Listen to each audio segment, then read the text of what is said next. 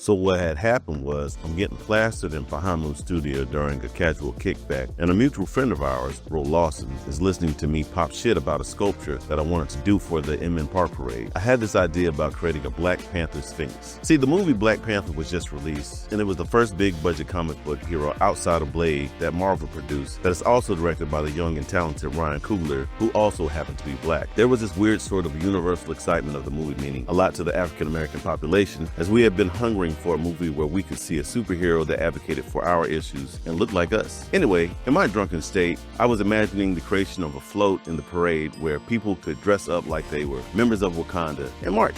That would be dope, I said, as if it wasn't going to happen. Ro, listening intently, asked me how much would it take for that to happen, and I blurted out a small budget as I was speaking from a place that it wouldn't happen. Big mistake.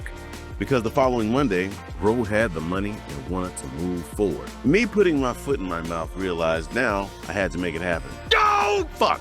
I soon realized, as I was trying to put the project together, I did not ask for nowhere near the right amount of money. No! My name and credibility was on the line, and I had to make it work. First thing to do was to make a miniature of what I wanted to sculpt, a Black Panther Sphinx.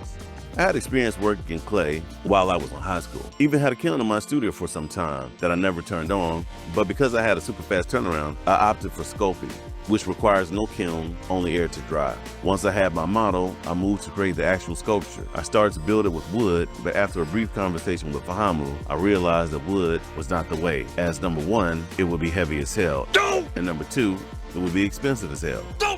Plus, I had no chainsaw nor tools to carve a potentially 20-foot long sculpture. Why don't you use foam, Fahamu said. That's a good idea. What's that? Foam, actually EPS foam, is what amusement parks use to create their buildings, attractions, and installations. They're lightweight, easy to carve, and as long as you have the tools, which I had none. I actually went to look at a company that made movie props that could sculpt the Black Panther Sphinx with a carving machine. But the cost of that superseded my minuscule budget, which I did not research properly again. So it had to be done by hand. Luckily, I found a supplier of recycled foam, Ben Hirokawa, a Blue Goblin foam supply, from which I purchased two 4x16-foot bricks of pure Colombian recycled foam for the low, with a street value of beep, and I also rented foam carving tools. Jackpot!